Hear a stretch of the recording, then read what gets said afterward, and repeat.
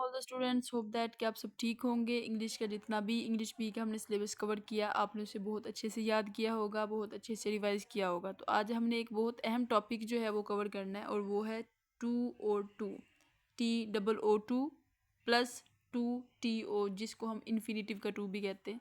इसको कैसे इस्तेमाल करना, बहुत आसानी के साथ, बहुत सिंपल हम इसे समझेंगे।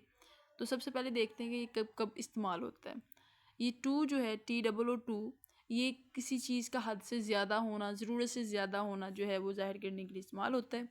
हमेशा मनफी के मफ़हूम के लिए इस्तेमाल होता है, जब कोई काम जो है वो मुमकिन नहीं रहता उस टाइम पे इस्तेमाल होता है। और जब इसके साथ हम इन्फिनिटिव वाले TO2 का इजाफा करते हैं, प्लस वर्ब का इजाफा करते हैं, तो इसका क्या मतलब बन जाता है?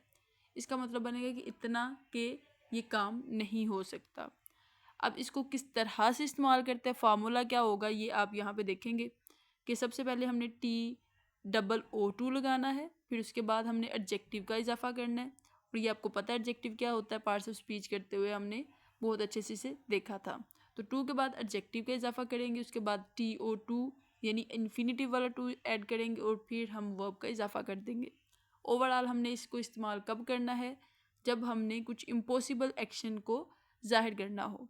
इसकी आप एग्जांपल्स देखें, इधर एग्जांपल है सबसे पहले, you are too young to cook the meal. तुम इतनी छोटी हो के खाना नहीं पका सकती। तो कुछ इम्पॉसिबल एक्शन है, उसको जाहिर करने के लिए हमने इधर क्या किया है, टू और टू का इजाफा किया है। होप दैट कि ये आपको क्लियर हो गया है। इसके बाद दूसरी एग्जांपल भी देख लेते हैं साथ। दूसरी एग्जांपल है, they are too poor to buy a car. इतने गरीब हैं वो कि गाड़ी नहीं खरीद सकते। तो यहाँ भी नेगेटिव यानी इम्पॉसिबल एक्शन के बारे में बात हुई है। उसके बाद तीसरी एग्जांपल भी देख लेते हैं आपकी क्लैरिटी के लिए।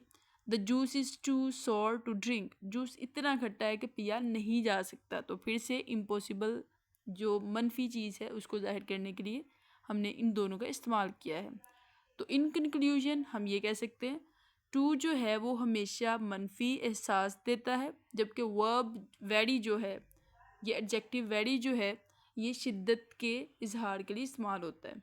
तो इन दोनों में डिफरेंस ये होगा कि टू जो है वो नेगेटिव को जाहिर करने के लिए इस्तेमाल होगा, वेरी जो है वो पॉजिटिव को जाहिर करने के लिए इस्तेमाल होगा। तो हम टू की जगह वेरी यूज़ नहीं कर सकते, इसको ऐड करने का ये मकसद था। तो hope that all is clear about this topic. आपने इसे बहुत अच्छे से रिवाइज करना है, बहुत अच्छे से प्रैक्टिस करनी है।